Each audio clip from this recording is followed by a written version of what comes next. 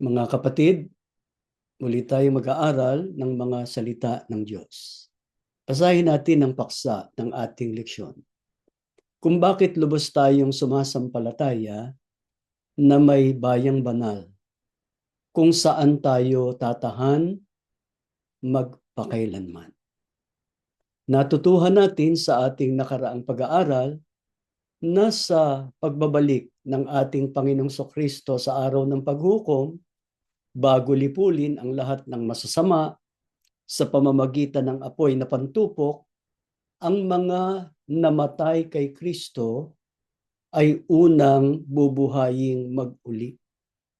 Ang mga darat ng buhay at natitira na mga kay Kristo ay aagawing kasama nila nung mga binuhay na mag-uli sa mga alapaap upang sumalubong sa Panginoon sa hangin. Sa gayon ay sa Panginoon tayo magpakailanman doon sa bayang banal. Diyan tayo sa unang bilang. Bakit lubos tayong sumasampalataya na may bayang banal kung saan tayo tatahan magpakailanman? Basahin natin ang sagot. Sinabi ng Panginoong Kristo, sa bahay ng aking Ama ay maraming tahanan. Kung di gayon ay sinabi ko sana sa inyo, sapagkat ako'y paroroon upang ipaghanda ko kayo ng dakong kalalagyan. At kung ako'y pumaroon at kayo maipaghanda ng kalalagyan, ay muling paririto ako at kayo tatanggapin ko sa aking sarili upang kung saan ako naroon, kayo naman ay dumuon. Bago umakyat ang Panginoong Kristo sa langit, ay ipinangako niya na maghahanda siya ng dakong kalalagyan o matatahanan ng mga lingkod niya, na doon ay makapiling niya sila magpakailanman. Diyan tayo sa kasunod na bilang. Alin ang dako sa langit na ipinangako ng Panginoong Kristo na tatahanan ng mga lingkod niya o ng bayan ng Diyos magpakailanman? Ito sagot. Ang bagong lupa na may bagong langit, ang bayang banal o ang bagong Jerusalem, na nahahandang gaya ng isang babaeng kasintahan na nagagayakang talaga sa kanyang asawa. Doon ay makakapiling ng bayan ng Diyos ang Diyos, siya isa sa kanila at magiging Diyos nila. Alin yung dako sa langit na ipinangako ng Panginoong Kristo, na doon tatahan magpakailanman ang mga lingkod niya, ang bagong lupa na may bagong langit, na tinatawag ding bayang banal, na tinatawag ding bagong Jerusalem. Ang sabi sa Biblia, nahahanda gaya ng isang babaeng kasintahan na nagagayakang talaga sa kanyang asawa. Doon, makakapiling ng bayan ng Diyos ang Diyos. Siya ang magiging Diyos ng mga lingkod niya. Dito sa mundo, naglalakbay pa tayo. Nasa lupa tayo, ang Diyos ay nasa langit. Pero pagparito ng Panginoong Kristo, iaakyat niya tayo sa langit. Kaya napakahalaga na mapabilang tayo sa mga kay Kristo, para tayo ay patahanin doon sa bayang banal, sa bagong Jerusalem, o sa bagong lupa na may bagong langit. Yan tayo sa kasunod na bilang. Gaano kaluwalhati ang bayang banal o ang bagong Jerusalem? Ito sagot. Nakita ni Apostol Juan sa isang pangitain na ang bayang banal ay nagliliwanag dahil sa kaluwalhatian ng Diyos. Kumikislap ito na parang batong hiyas, gaya ng haspe at sinlinaw ng kristal. Ang pader nito ay makapal, mataas at may 12 pinto. at sa bawat pinto ay may isang anghel. Nakasulat sa mga pinto ang mga pangalan ng 12 lipi o angkan ng Israel. Isang pangalan bawat pinto. May 3 pinto ang bawat panig, sa silangan, sa timog, sa hilaga, at sa kanluran. Ang pader ng lungsod ay may 12 pundasyon at nakasulat sa mga ito ang mga pangalan ng 12 apostol ng Kordero o ng Panginoong Hesukristo. Kaya maluwalhati ang bayang banal. Nagliliwanag dahil sa kaluwalhatian ng Diyos. Kumikislap parang batong hiyas, sinlinaw ng kristal. Sa makatuwid ay tinatanaw natin yon. Ang totoo, nakita na ni Juan Apostol yun sa pangitain. Kaya nga naitala sa Biblia, sa Apokalipsis, ang deskripsyon o ang paglalarawan ng bayang banal. Yan tayo sa kasunod na bilang. Gaano ang laki o sukat ng bayang banal at ano ang kayarian nito? Ito sagot. Ang pagkatayo ng bayan ay parisukat at ang kanyang haba ay katulad ng kanyang luwang. 1,500 milya ang haba at gayon din ang luwang. Yung 1,500 milya, katumbas yun ng 2,400 kilometro. Yun ang haba, yun ang luwang. Ang kuta o ang pader ay 216 pie o feet. Katumbas ng 66 meters ang taas. Ang malaking bahagi nito ay haspe. At ang bayan ay dalisay na ginto na parang malinis na bubog. Ang mga pinagsasaligan ng kuta ng bayan ay may palamuting sari-saring mahalagang bato. Yung pinagsasaligan ng kuta o pundasyon noong pader ay mahalagang bato. Ang unang pinagsasaligan ay haspe. Ang ikalawa ay safiro. Ang ikatlo'y calcedonia, ang ikaapat ay esmeralda, ang ikalima ay sardonica, ang ikaanim ay sardio, ang ikapito ay krisolito, ang ikawalo ay berilo, ang ikasyam ay topasyo, ang ikasampu ay crisopasyo, ang ikalabing-1 ay jacinto, ang ikalabing-2 ay amatista. At ang 12 pintuan ay 12 perlas. At bawat pinto ay 1 perlas. At ang lansangan ng bayan ay dalisay na ginto na gaya ng nanganganinag na bubog. Napaka maluwalhati ng bayang banal. Walang ganitong bayan o lungsod sa mundo na ang lahat ng makikita ay pawang magaganda. Kumikislap, kumikinang, magagara. Yun mismong kalsada ay dalisay o lantay, purong ginto.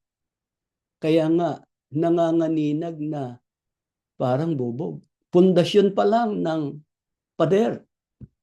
12 uri ng mahalagang bato. Maaring hindi pa natin nakita ang lahat ng ito. Maaring may ilan na nakita natin, hindi man personal, pero makikita natin sa mga magazine, napapanood. Pero doon sa bayang banal, nandun lahat. Itong mga inisa-isang ito na mahalagang bato, ginto. At ang tiniyak ng Biblia kung ano ang sukat o dimension ng bayang banal at nung pader. Diyan tayo sa kasunod na bilang. Ang kayarian lang ba ng bayang banal ang maluwalhati? Paano ipinakilala ng Biblia ang uri ng pamumuhay doon? Ito sagot, sakdal o maluwalhati ang pamumuhay sa bayang banal, sa mga sumusunod na kadahilanan. Sa mga katuwid, hindi lang yung bayan mismo ang maluwalhati, pati yung pamumuhay doon, maluwalhati, sakdal. Bakit? Ito ang mga dahilan. Una, ang bayan ay hindi na nangangailangan ng araw o ng buwan man o ng ilawan upang lumiwanag sa kanya, sapagkat nililiwanagan ito ng kalwalhatian ng Diyos. At ang ilaw doon ay ang kordero o ang ating Panginoong Heso Kristo. Kaya yung liwanag na galing sa araw, yung liwanag na galing sa buwan, sa gabi, dito sa mundo, hindi na yon ang kailangan natin pag nandun na tayo sa bayang banal. Bakit? Sapagkat ang Diyos mismo ang liwanag, yung kaluwalhatian niya ang liwanag. Ang Panginoong Kristo ang ilaw doon, ayon sa mga talata ng Biblia. Yan tayo sa kasunod na dahilan kung bakit maluwalhati ang pamumuhay doon. Basahin natin. At ang mga pintuan niyaon ay hindi ilalapat o isasara kailanman sa araw, sapagkat hindi magkakaroon doon ng gabi. Laging maliwanag. Walang gabi ron. Kaya hindi kailangang isara ang pintuan. Diyan tayo sa kasunod. Hindi kukulangin ng pagkain at tubig doon, sapagkat naroon ang ilog na nagbibigay buhay.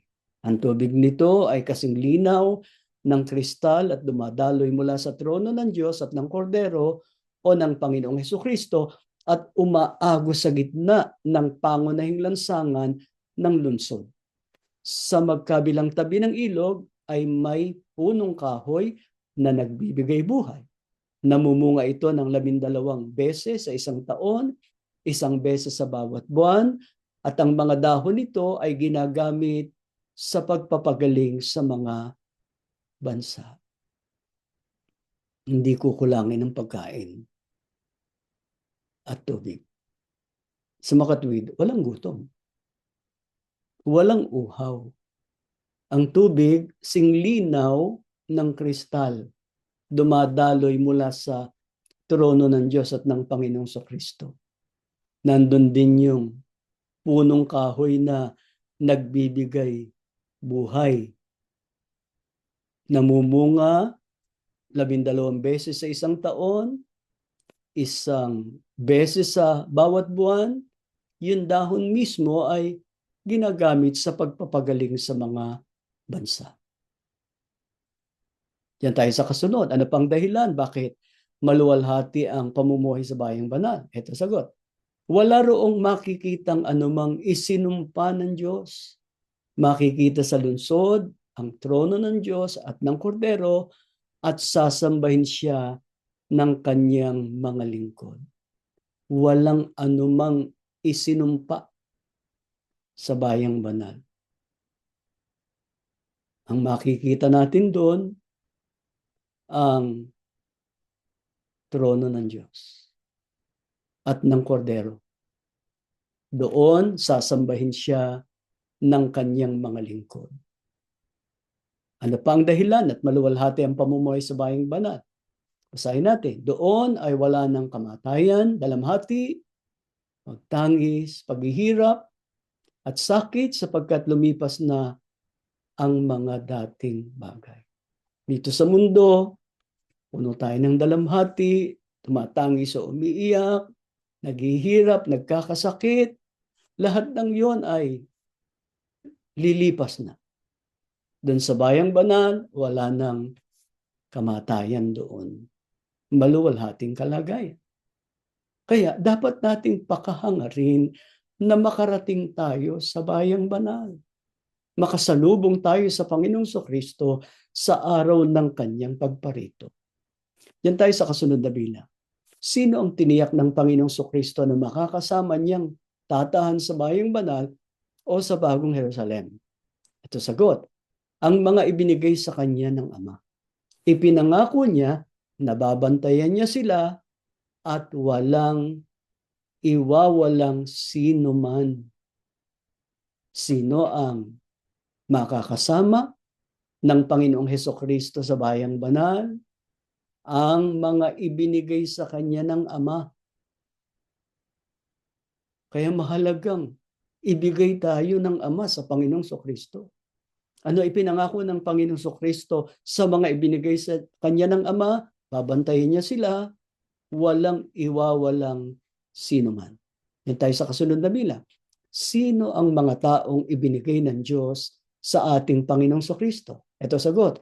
Ang mga tinawag niya upang ipakisama sa ating Panginoong Hesukristo. Sino ang mga taong ibinigay ng Diyos sa Panginoong Hesukristo? Yung mga tinawag niya upang ipakisama niya sa ating Panginoong Hesukristo. Yan tayo sa kasunod. Sa naroon ang mga tinawag ng Diyos upang ipakisama sa ating Panginoong Hesukristo. Ito sagot. At maghari sa inyong puso ang kapayapaan ni Kristo.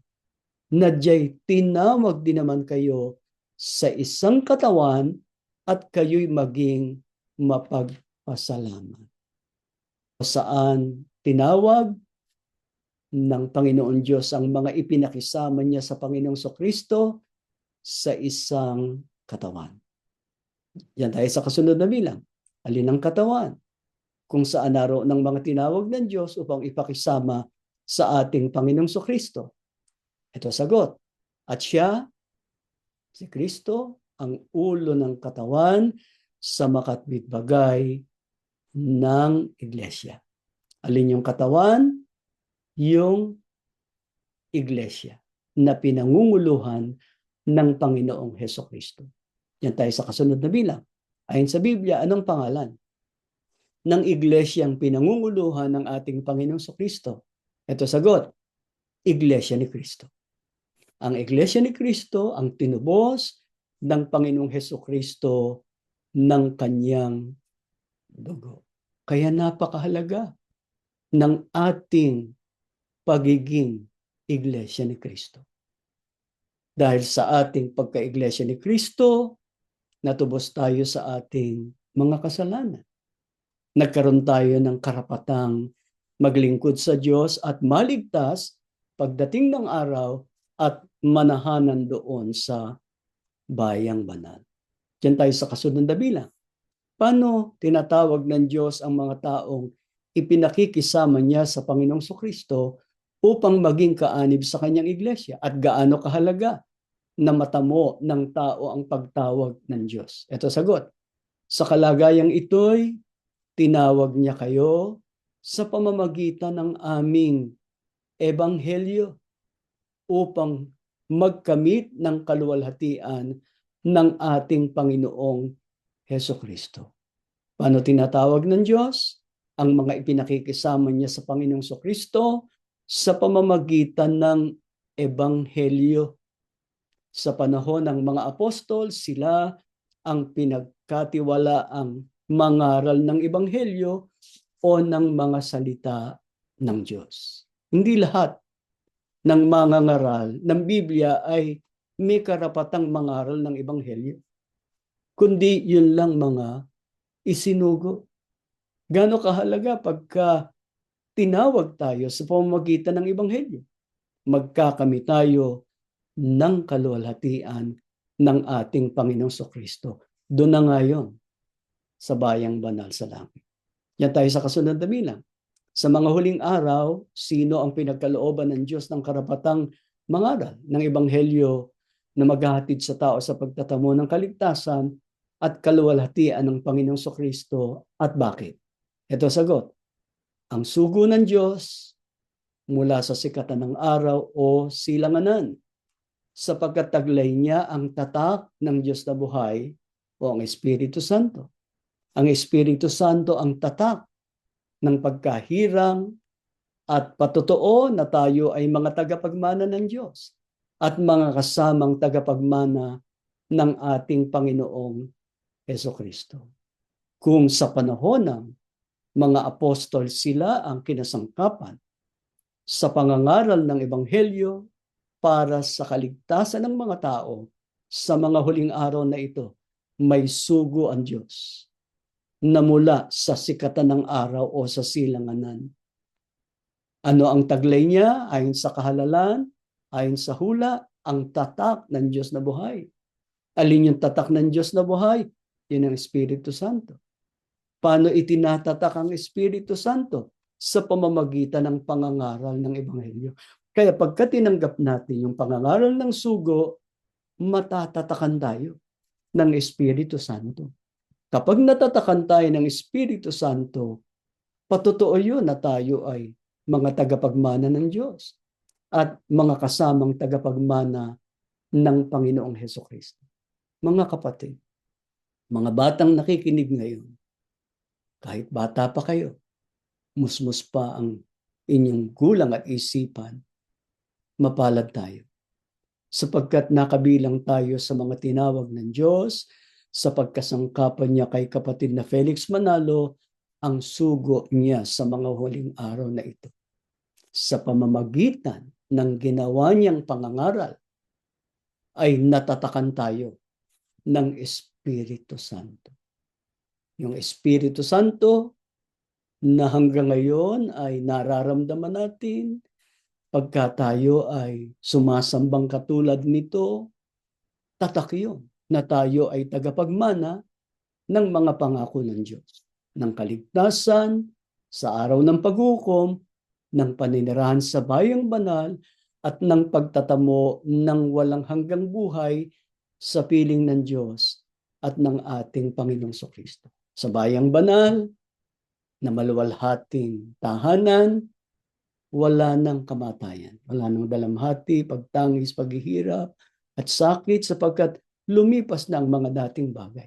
Kaya habang naglalakbay tayo sa daigdig na ito, tiyakin natin na nagagawa natin ang kaukulang paghahanda sa ikalawang pagparito ng Panginoong Hesukristo.